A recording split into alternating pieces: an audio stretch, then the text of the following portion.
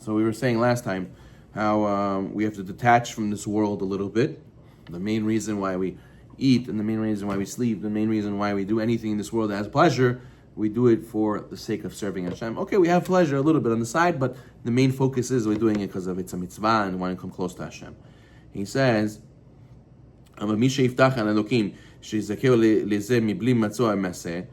someone who trusts Hashem, that will grant him this special kindness without engaging in behavior that is means for becoming worthy of Hashem's love and kindness.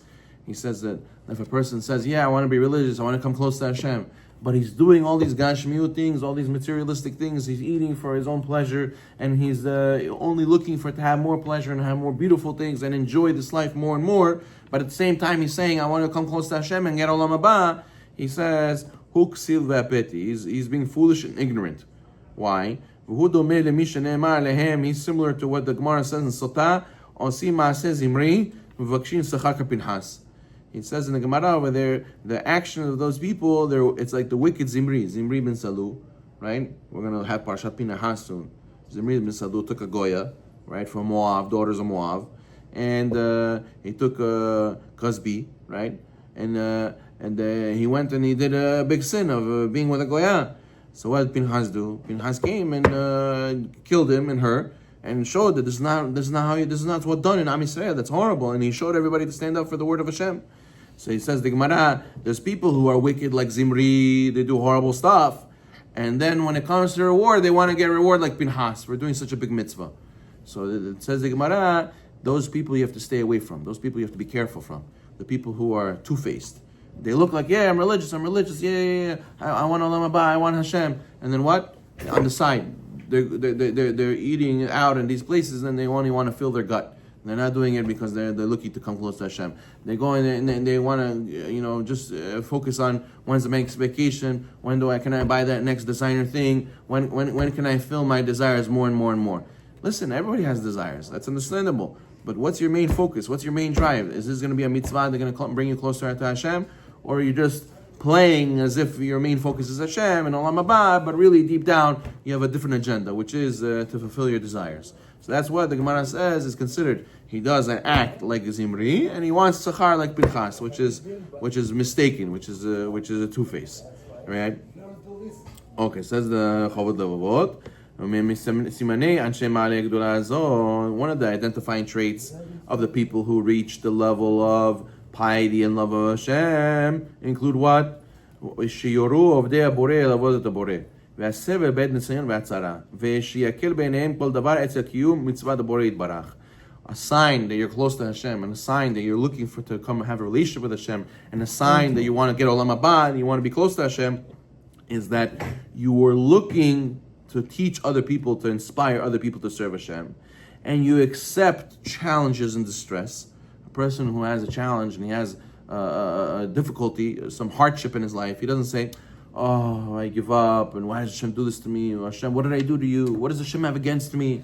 He doesn't talk like that. A person wants to come close to Hashem, he says, Hashem is right, I am wrong, I have to work on myself, I have bitachon, and Hashem knows what He's doing, and this is all for the best, and I'm going to continue through this, right? And also the third thing is, they view any halacha or action related to a mitzvah, they look at it as easy, right? When I tell you halacha, what's your response? Your response is, oh, Rabbi, come on, another stringency, come on, or the rabbis and their halachot, we're making our life so hard, why do I have to do this halacha? I like doing challah. I like lighting Shabbat candles, that's good enough. I don't like tzniut, tzniut's too hard. Leave that alone. Why do I have to do that? Or you tell a guy, listen, Rabbi, I like tzedakah. I like going to shul on Shabbat. I like, why do I have to go and learn and go to Lake Kolel and this? And you have to tell me I have to eat kibbutz yashan and I have to go and make sure that, it's this, that. Come on, enough, must speak.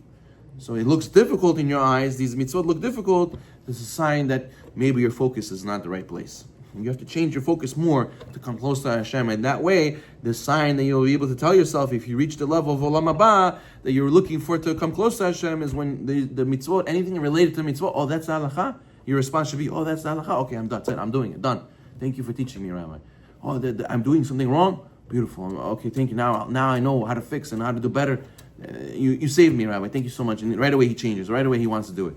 So he says that's a sign that you're very close to Hashem. When the difficult actions of mitzvot, they're considered easy in your eyes, because what's going to make it easy for you? When you love somebody, you're going to do whatever you need to do to fulfill the relationship with them, right? Your wife needs this, you're going to go and break yourself, and you're going to go and run and do it for her. Why? Because you love her. Same thing with HaKadosh Baruch Hu. If you really love Hashem, you'll be willing to do anything for HaKadosh Baruch Hu. You'll be willing to fulfill any mitzvot, any which way that according to Halakha it says to do.